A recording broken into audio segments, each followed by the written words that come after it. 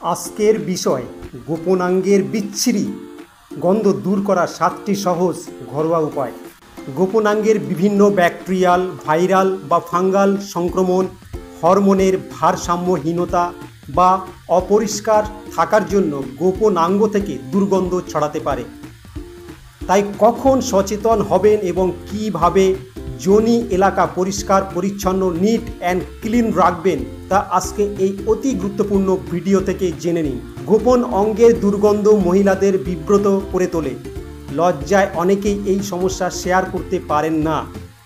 যোনির বা ভ্যাজাইনার নিজস্ব বা আশেপাশের দুর্গন্ধ অনেক সময় রোগেরও লক্ষণ হয়, কিন্তু লাজ লজ্জায় চিকিৎসকের কাছে গিয়ে সমস্যার কথা বলতে চান না। তাই কখন সচেতন হবেন এবং কিভাবে যোনি এলাকা পরিষ্কার পরিচ্ছন্ন রাখবেন এই 7টি পয়েন্টে আলোচনা করলাম।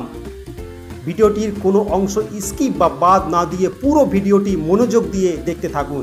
ভিডিওটি ভালো লাগলে অবশ্যই আমার চ্যানেলকে সাবস্ক্রাইব করবেন এবং নোটিফিকেশন অল প্রেস করে দেবেন, যাতে পরবর্তীতে আপনার প্রয়োজনীয় ভিডিও চটজলদি নোটিফিকেশন থেকে দেখে নিতে পারেন।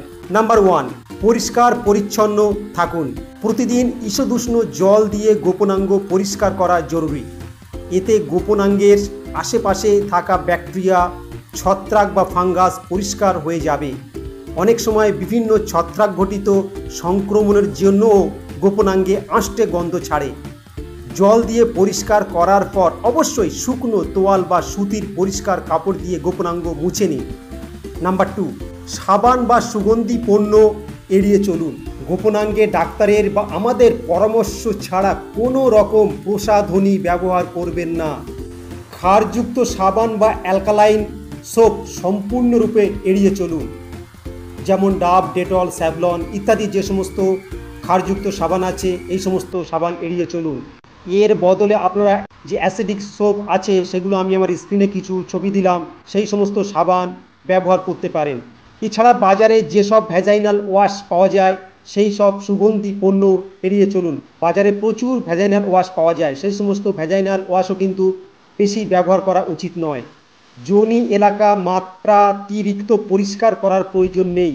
অতিরিক্ত পরিষ্কার পরিচ্ছন্ন করলে যোনি এলাকার স্বাভাবিক বা ন্যাচারাল প্রতিরোধ ক্ষমতা নষ্ট হয়। নাম্বার 3, অন্ত্রবাসের বা ইনার পার্টসের ব্যবহৃত যে সমস্ত ক্লথ সেগুলোর দিকে নজর দিন। সবসময় পরিষ্কার পরিচ্ছন্ন শুকনো এবং সুতির অন্ত্রবাস ব্যবহার করুন।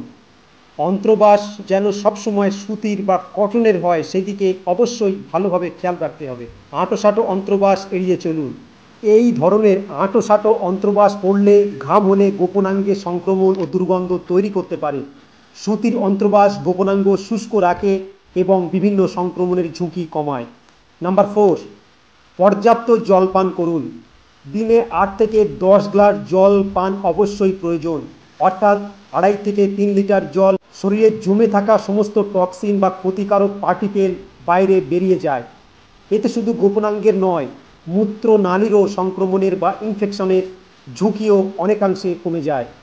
তাছাড়া হাইড্রেটেড থাকলে ভ্যাজাইনাল টিস্যুও ভালো থাকে এবং যোনি এলাকার পিএইচ স্তরের ভারসাম্য ব্যালেন্স বজায় থাকে।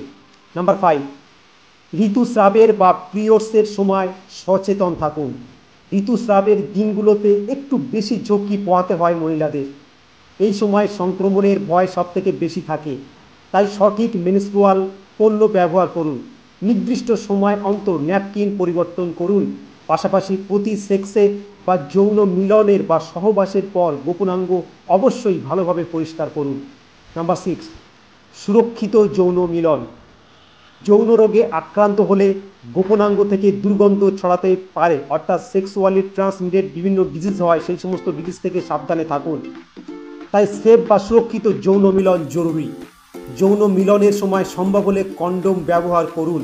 স্বামীকে বা আপনার পার্টনারকে এই বিষয়ে বোঝান এবং অনুরোধ করুন।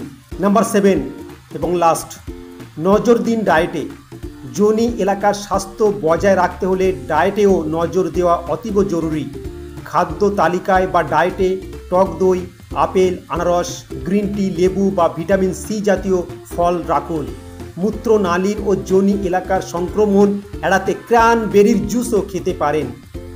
পরিশেষে সব রকমভাবে হাইজিন বজায় বা মেনটেন করার পরও যদি ভ্যাজাইনার দুর্গন্ধ না কমে, অবশ্যই আমাদের অর্থাৎ চিকিৎসকদের পরামর্শ নিন। আজকের বিষয় সম্পর্কে যদি কোনো প্রশ্ন থাকে তাহলে অবশ্যই কমেন্ট বক্সে জানান, আমি অবশ্যই রিপ্লাই দেওয়ার চেষ্টা করব। সুস্থ থাকুন, ভালো থাকুন, ধন্যবাদ।